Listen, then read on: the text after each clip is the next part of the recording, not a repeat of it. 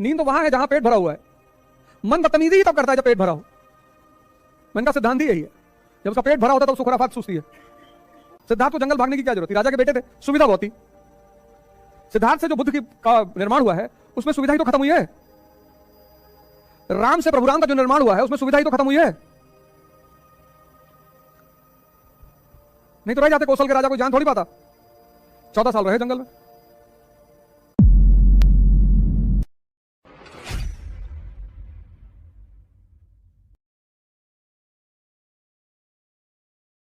बिना भोजन के बैठो क्लास में, भुना चना खाओ दिन भर, रात में खाओ बढ़िया मटन चिकन आलू। सो भूख जहां लगेगी, अभी रमजान चल रहा है, जहां भूख वहां कहां नींद है? नींद तो वहां है जहां पेट भरा हुआ है। मन बदतमीजी ही तब करता है जब पेट भरा हो। मन का सिद्धांत ही यही है, जब उसका पेट भरा होता है तो उसको खुराफात सूझती है।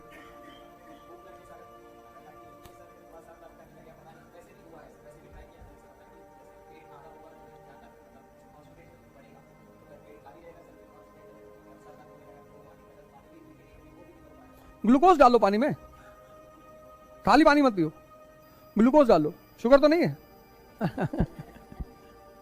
देखो इन सारी चीज, अब ये तुम्हारी व्यक्तिगत चुनौतियां हैं। जैसे मैंने कहा ना, जब मैं पढ़ता था और मैंने जब पढ़ाई शुरू की तो मैंने उस व्यक्तिगत चुनौती, कुछ चीजें होती हैं जो तुम्हारी व्यक्तिगत है, तो हर आदमी के अपने रास्ते होंगे उस व्यक्तिगत चुनौती के लिए।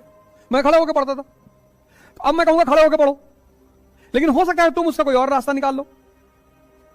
चुनौतियां एक है, रास्ते अलग अलग। इसलिए आज तक ध्यान की कोई एक विधि पैदा नहीं हो पाई।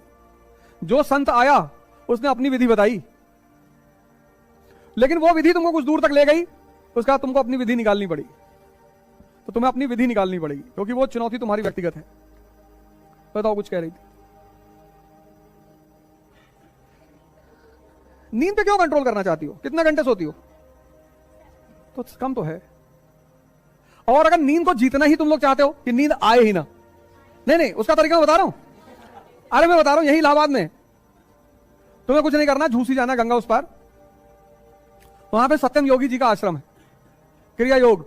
वो लोग सोते ही नहीं, सोते ही नहीं, वो सिखाते ही यही है, क्रिया योग कायाकल्प, सोना ही नहीं है।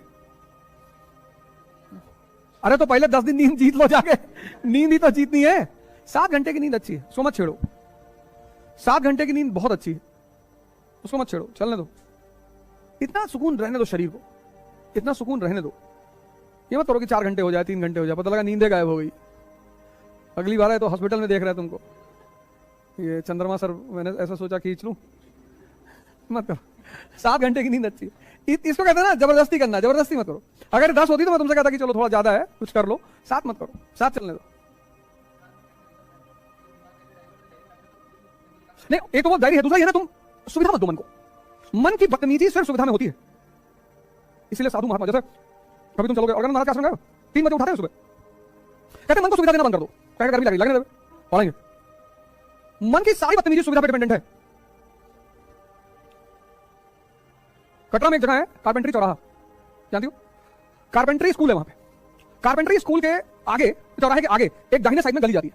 उस गली में केसरवानी जी का मकान है, वहां मैं किराए पे रहता था, टॉप फ्लोर पे। मतलब हमारे ऊपर कोई फ्लोर नहीं था, हम टॉप फ्लोर पे थे। उनका जो टॉप फ्लोर था उसमें 2 कमरे ऊपर बने हुए थे, 2, उसमें एक लड़के किराए पे रहते थे। एक हम थे, एक बांदा के मौर्य जी थे।